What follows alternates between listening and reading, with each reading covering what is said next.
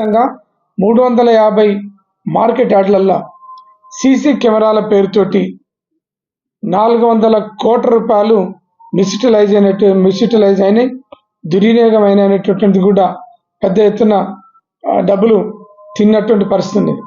అందుకనే గోడౌన్స్ పేరుతోటి డబ్బులు తిన్నటువంటి అధికారులని, ప్రజాప్రతినిధులని, దానికి సంబంధించినటువంటి బాధ్యులందరినీ వాటన్నిటి మీద ఎంక్వైరీ చేయాలి.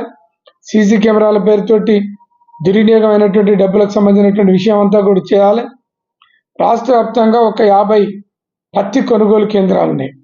పత్తి కొనుగోలు కేంద్రాలలో కూడా రాష్ట్ర అధికారులు, జిల్లా అధికారులు, మార్కెటింగ్ అండ్ అగ్రికల్చర్ డిపార్ట్మెంట్కి సంబంధించినటువంటి అధికారులు పెద్ద ఎత్తున కుమ్మక్కై, కాంట్రాక్టర్లతోటి కుమ్మక్కై రైతుల దగ్గర నుంచి అదనంగా డబ్బులు వసూలు చేస్తూ రైతులకు ఇవ్వాల్సినంత మినిమం సపోర్ట్ ప్రైస్ ఇవ్వకుండా ఇబ్బందులు పెడుతున్నటువంటి పరిస్థితి.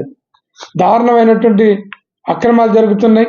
రైతులని మోసం చేస్తుర్రు, రైతుల దగ్గర డబ్బులు వసూలు చేస్తుర్రు అన్ని మార్కెటింగ్ యార్డ్లలో.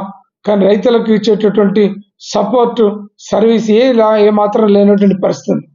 అందుకనే ఈ అగ్రికల్చర్ అండ్ మార్కెటింగ్ సంబంధించినటువంటి రాష్ట్ర అధికారులు ఒక్కొక్కరు 15 సంవత్సరాల నుంచి ఇక్కడే తిష్ట వేసి ఎక్కడికక్కడ అక్రమ డిప్యుటేషన్లు వేయటం, అక్రమ ట్రాన్స్ఫర్లు చేయటం, మార్కెటింగ్ సెక్రటరీలను కానీ కింది స్థాయి అధికారుల మీద విపరీతంగా డబ్బులు తీసుకొని అక్రమ డిప్యుటేషన్లు కూడా ఇస్తున్నటువంటి పరిస్థితి.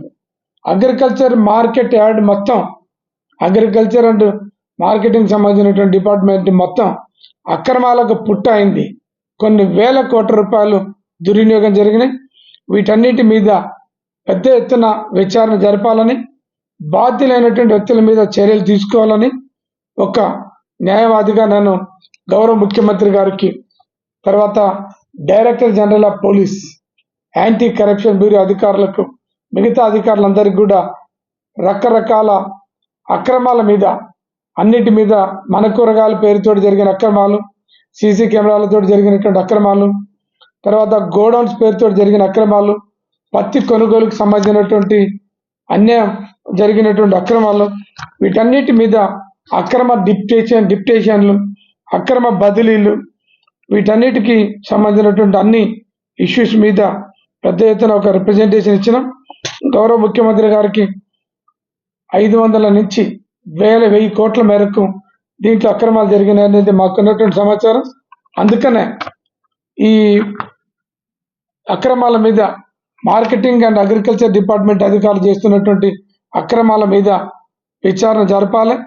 ఒక ఉన్నత స్థాయి జడ్జిని కానీ లేదు సిబిసిఐడి వాళ్ళకు అప్పగించి దీని మీద ప్రత్యేకమైనటువంటి ఎంక్వైరీ చేయాలని, రాష్ట్ర రైతాంగాన్ని కాపాడాలని, భవిష్యత్తులో ఇట్లాంటి ప్రమాదాలు లేకుండా, మోసాలు లేకుండా ప్రజలకు నేరుగా సౌకర్యాలు కల్పించాలని చెప్పేసి మేము కోరుతున్నాం.